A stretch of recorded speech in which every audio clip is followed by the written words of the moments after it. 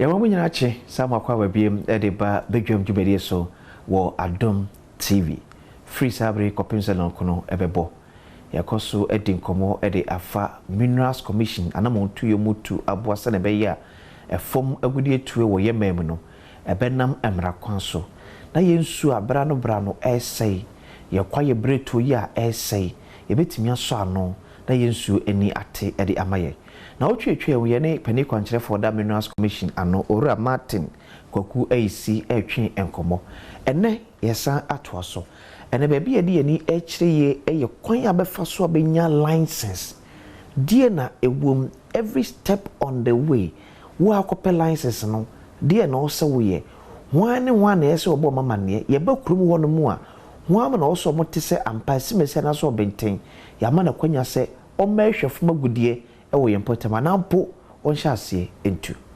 akra bohore sensia ese yoko yasanshia bi yere asase wura na otwe efofrom na otwe etwe mu ye di nkomo de hwe ekwan obefa so benya license ene yepese edomu suko eyi ni ehunu every step on the way license no nya no say na etie mudase license no ese mechemu mienu. Okay. There was small scale and your large scale. Until buy a baby so open small scale and open large scale. Okay. So open small scale yano head office. See crowd there say a large scale or a small scale yano online. Oh, okay. Yan pesa oni ye be way be a nyan tem. So first no this all ko pay district na Monday to Friday 8 to 5 obi okokwa na office anu ko field na abrem kwa sisi aye ka se obetimi lodge application Monday to Sunday anytime. Sunday ko obetimi application. Okay. Obetimi dia on website one. Yes, live. Obetimi to akra on to the GhanaGov platform. Okay. The members amount for Ghana 40 years since say dear maybe I call in tem Minerals Commission assessor application online. Okay. Since I call GVisa now BBisa. So that's the first thing. Now for small scale in she shall be down one. Onye Ghana and young to me yet. Okay. Chinese for ni Burkina Faso ni one mobile munya nya galamse. If you are Ghana ni ma license kura na kofa obi onye Ghana ni galamse na oye no. Okay. It's the first requirement say ansan ye betimi ma small scale license no. This oye Ghana ni. Okay. Into application no ye kura this oye your passport now say bibia Ghana card. Yeah. Wow, now this shows say yes indeed. Me say oye Ghana ni. That's the first thing. Okay.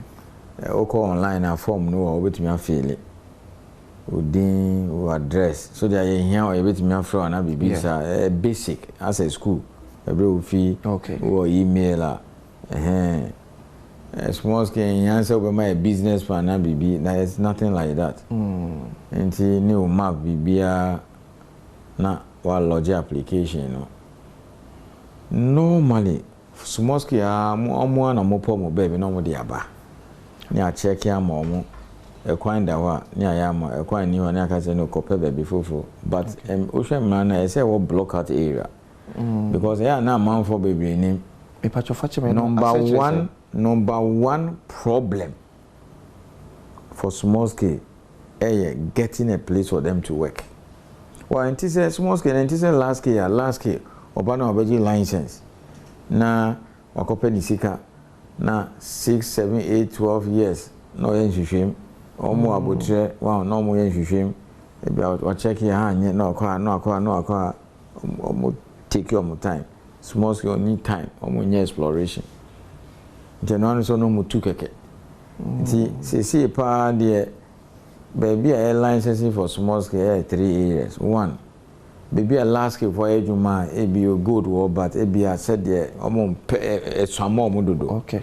No more assassin na my near the amount small scale for no into mo dey my penny a demarket ni a block it tin e fe no block out here ni a block say aha this is small scale phone kwan bit me adwuma ya gazette into ba map na obo say oh this is small scale blockout area. Okay, that's the meaning of the blockout.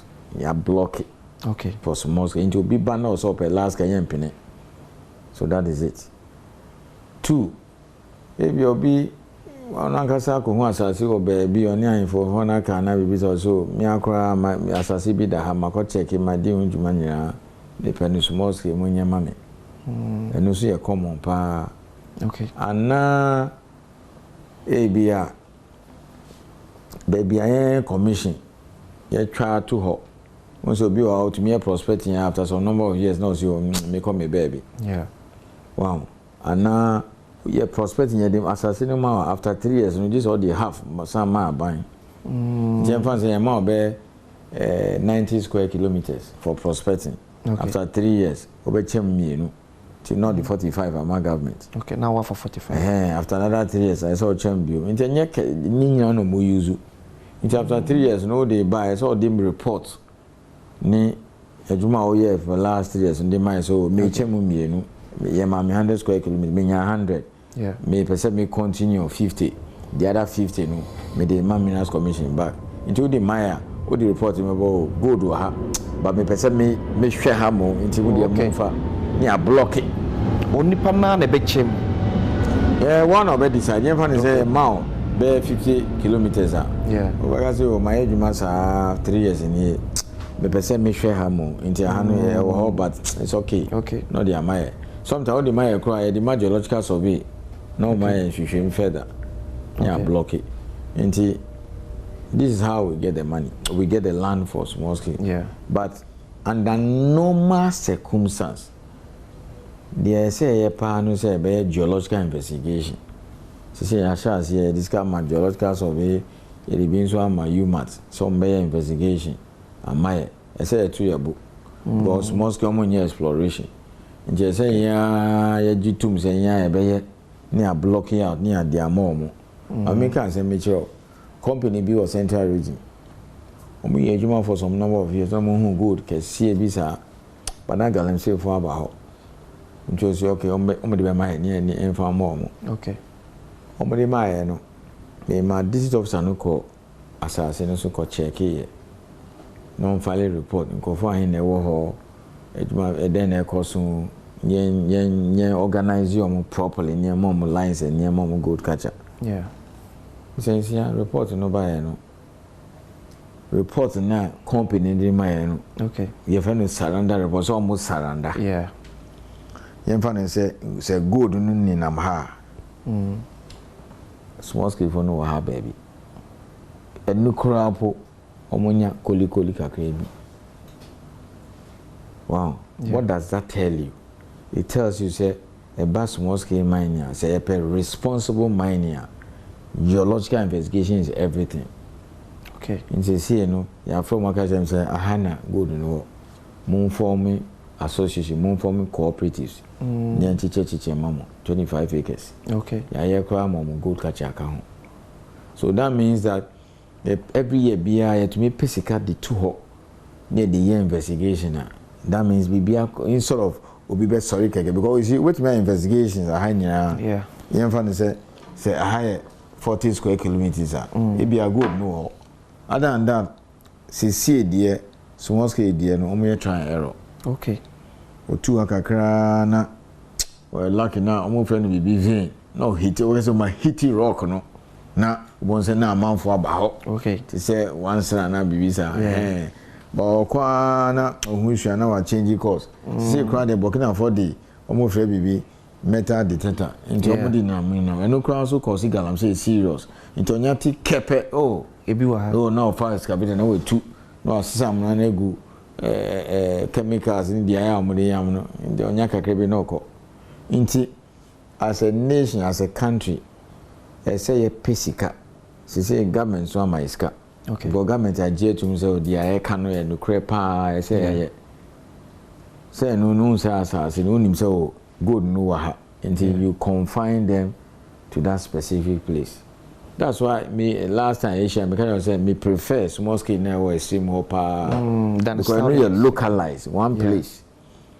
to bet me did you be 20 years 15 years no more cutting guy underground bongo so underground almost no more mo juma ti set takwa ti na chess ano na takwa mine enye ne o na the first railway line brofo no see here from second takwa day to Takwa. Yeah. What was the reason for building that railway line? To carry machinery. Okay. To be able to exploit the good at Takwa. The underground. Yeah, sure. So that's the first thing in terms of the structure. Okay. Then said the America, you know, into Uber now where you need that one block it all lodge application we are officer no be fraud. Until last year or so, this is a work office, it be a Takwa office, Konongo, Achimda, and Aboga office, and Bibiani. Wow, your office is in India, Kenya, there be. And one say, wait me who them my application. Into your application, you open your call from the office and say, bra for inspection. Okay. Small scale, may church or process, in the licensing process. Small scale, dear. This is Minerals Commission, district officer. No? Or a mining engineer and the deputy geologist. This almost the whole assassin no so. Okay. Even so only I am for only more committee no call calcula still even if and ne then friend say ufin Asante Mampo yeah the friend say upese mo ye committee mining kwa na mo nya mo ba or you no lead mu kwa still yes officer no call assassin then found say or any this assembly ebia kumo nya agya to me say yenso be committee my there mo di tum we are say officer no do ko assassin no so okay non ko inspection in your presence wow no aka so me sensia aha no e ben so do nti yi say film o yi film I betimi happen nti obi won so obi onye 25 acres near for small going to be there obi ho 16 acres yeah e be kura 10 be kura 15 and Rebecca just say no in fact hanya eben ofin ana prad ana bia one of the tributaries I feed one of these river if you ain't in yempene okay nti na ko bibia that's one and now it's a hilly place a krobi or down hosa yeah and nti e ba say so to and we see protocols are flooding yeah everything will happen you we kunko for down nti it's too hilly yempene and now be I share a map no oh yeah they call field in the forest okay nti sorry copy baby for and now we see Ramsar site say Ramsar site is all over the country yeah enye kweshi lago ana sakumono nkwa na Ramsar site there be and now ebi ohene na this assembly so aha no ye be development bi ntino okay there be and na be nkro no dodo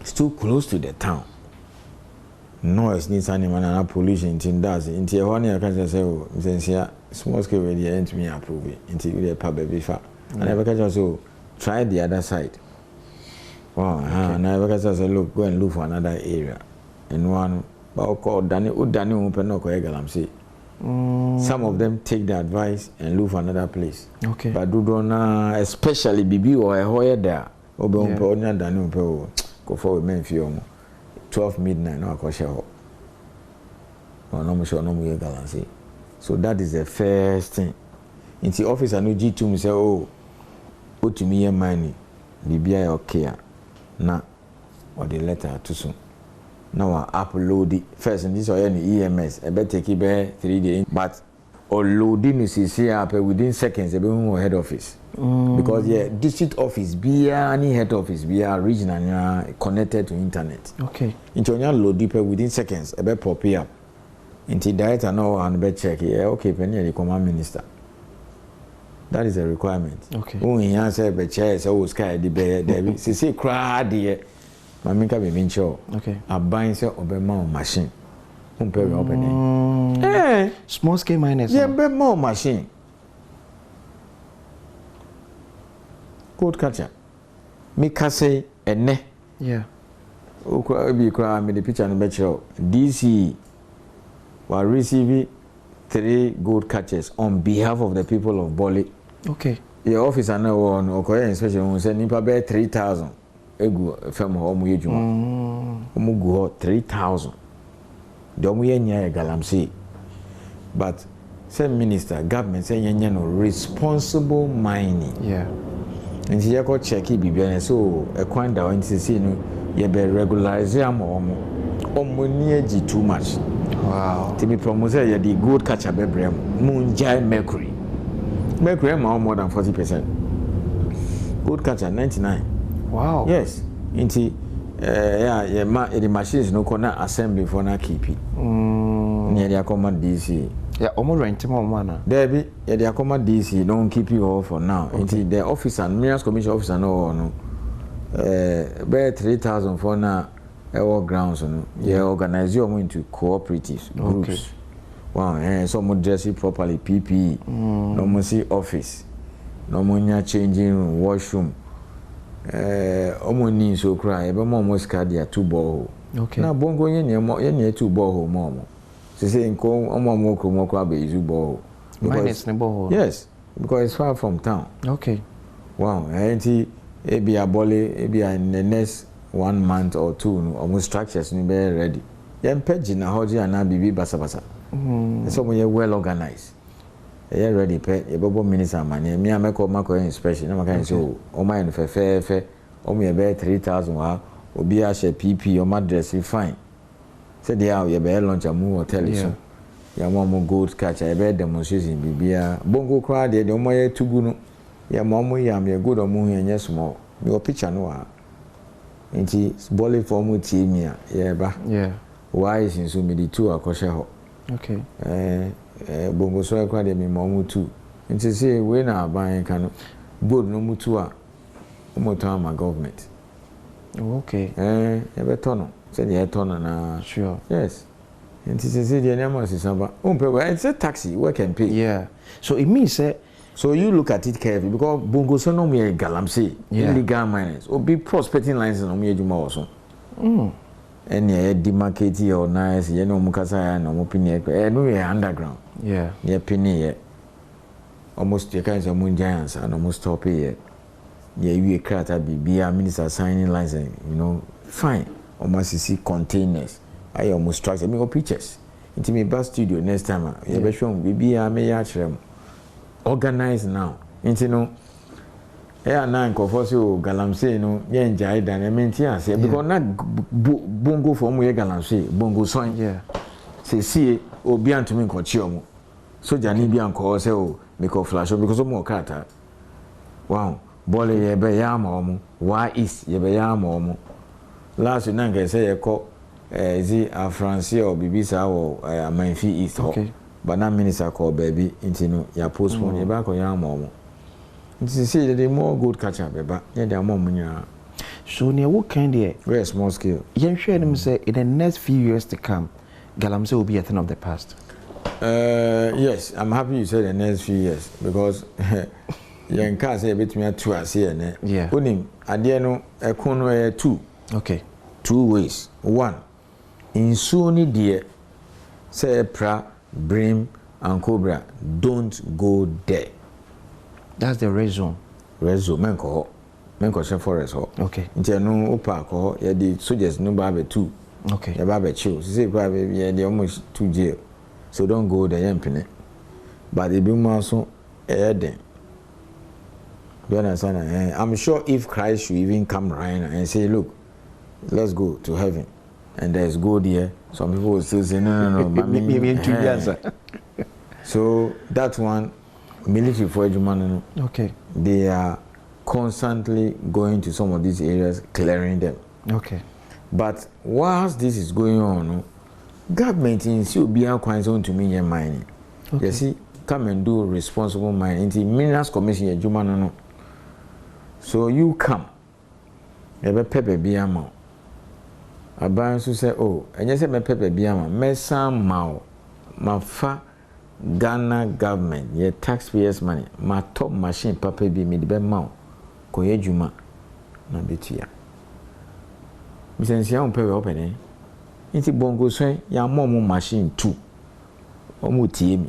Yeah. Bole and then Misaka picture no. DC or Oba. That's it. 3 good catcher. Me train almost structures with nice because I say yeah. Oh, some of the small scale site to call crowd for say maybe a large scale. Fair come on. You follow BB operational manual. Until next time, you be pictures, videos, or some of these well organized community mining scheme. This is what government is saying. And small scale community mining, you launch here, illegal. Okay. So community mining, small scale licenses, yeah, any other type of licenses I have from community mining. Maybe it is a community mining license. Small scale licenses. Yes, why community? Okay. As much as possible, all my moving pattern to me, no more so many baby. So called bongo, moving pattern. Okay, so Tibo, we bet me free one community, I call the other, Quaco City. Now, so Tiakra. Yeah. Also, Ufia Asante Mampo. Yes. Monqua Asante for quality. Some more simple before. Yes. In Carfor, and Sanity. Me free rara, I may continue. Okay. Into Bassa obey, came and quando. Okay. So I got any. You can live and work anywhere. Okay. You don't need to come from the community. Okay. But as much as possible, do dona in the past, no bona in Kofa, you see shopping around no copy pen as I say, Kohuan for no or the Abania Yaman. But the community can get up. So the chiefs are organizing people, the assemblies are organizing people. Okay. Certain elders in the community are leading people. And no more. And trust me, Mama can be being sure I now more for him. Small scale. Okay. They are the most organized group in this country. Wow. Me na make sure. Small scale miners, they are more organized than organized labor. Serious? Omo association. And make no mistake. Say Omo small scale mining, say be Omo go school da. Yeah. Oh, Dr. Shaho, Omo lawyers.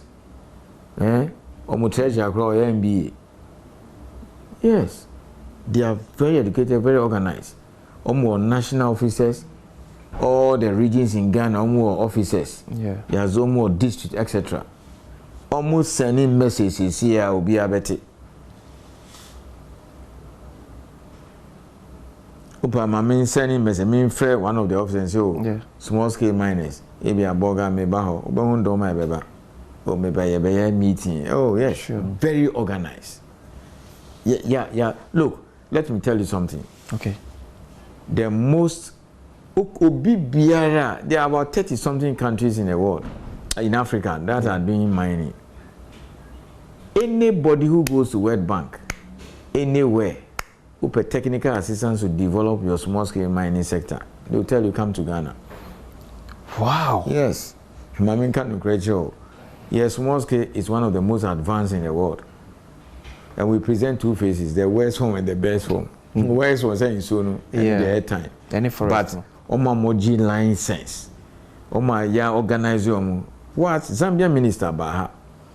You call Longi Bakubo Itiwa up to now on G this also last very organized. Uko baby ko 10,000 no go no mu yejuma.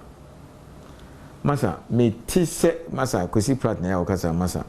Ana upa me from misensia. Ana nkofo say ye mbani small scale. Me say you sit in Accra, you don't know what you are talking about. Me jitum say nya be ntwa yi. Yeah. Adam me Ghana ni. Mitia. Sure. Enko yi in some areas. In so na omo connect at higher. And you're fine. Until I buy born in modern, they are taking the people out of the place. And I am also proud to say that the government is also doing well when it comes to ensuring that we do small scale responsibly. Look, make me about 20 areas are almost galamsey and ne ya momo license ya organize your momo machine juma. Okay. Master, I'm not talking about something hiding somewhere in the sky. Bongo soin no mo ye galamsey and ne ya momo license they are organized. Bole yeba machine no in advance. Me say ne na officer no deal picture no send me. Okay. Why is yeba ko? So this is the kind of thing my minister and the president is talking about. responsible small scale mining.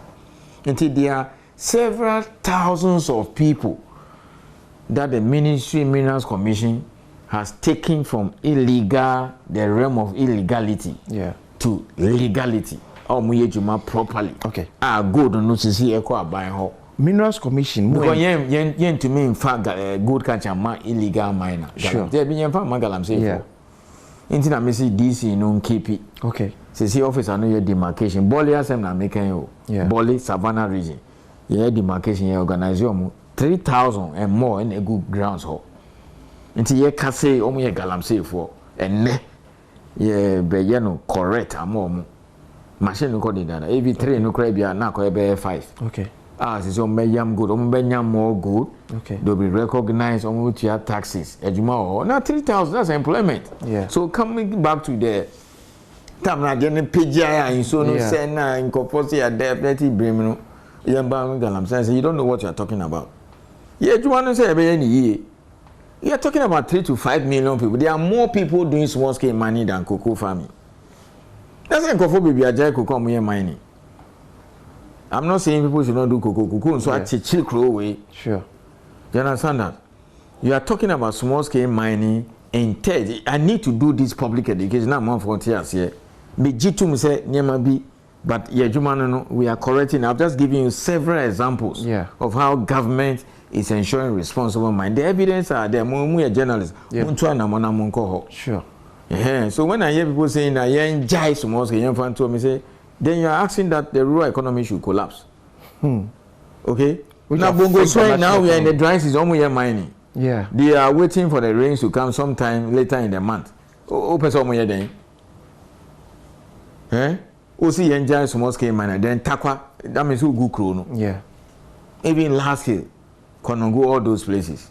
So the message the government is sending across is that we will let you do it responsibly.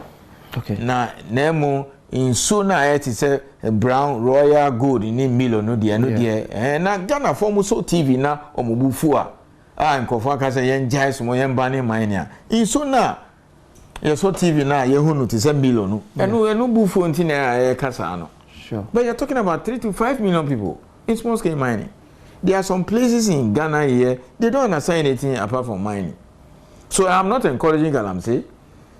I am not saying that what do you call it? I'm endorsing Galamsey. But my job, Minerals Commission, this government institution, me down, me jumano say ye, and we are doing it. It will take some time. But the same Ghanaians, Omasonya day. Okay. 12 midnight, okay, then opera. But we saw say when na ochidi enso. So obinya license free mo ho. No okọ na ohene ne kroma for se omo empene. Na agudie wa asase na se. Yehwe be create nyuma maamanfo. Me say say na okra see there president aka ye share infofo no nti time na ye share infofo na ye share DC for na infofo say we talk shop me njintum. Baby, see, no, and she said, now, but answer now, you have my license, and you're near for in your transit. Now, say, Gromana would lead it, for this committee mine and all those, oh, brown pet, young to me for Sino. Sure. Say, Crumo, no more Crumo, so, yeah, dear, young pet, oh, for Sina, as then it's all bar, oh, Bassel, well, Papa will meet me, Wareno. Yeah. Oh, this all for Sina, another, oh, don't cry no, Cocoon. Yeah. So when they say they don't want to mine it, we can force them. Okay. The most important is better transit. Okay. Nana, subjects problem be one. Ebia because last or any be say oh now show boys in Itakwa. Yeah. But the eventual opinion. Okay. Because your mom license, your mom good catcher or no one say demonstration. So new whole crown on me like in a rock. And so it's okay. Well, into education okay. But Albany Martin Koku ACO de ma Minerals Commission. Now train so yet a point no aba na wie ye. Yebesa akoso atoaso saa ni atie ho asese responsible mining na aban e kan wan kana no fafa keke. Waka odi nwuma e taye kire se be ya no moye no ebe wie nyina ye. Be de akwasensia. Nyame ya do na otwe se ne yebesa de ahia. Background.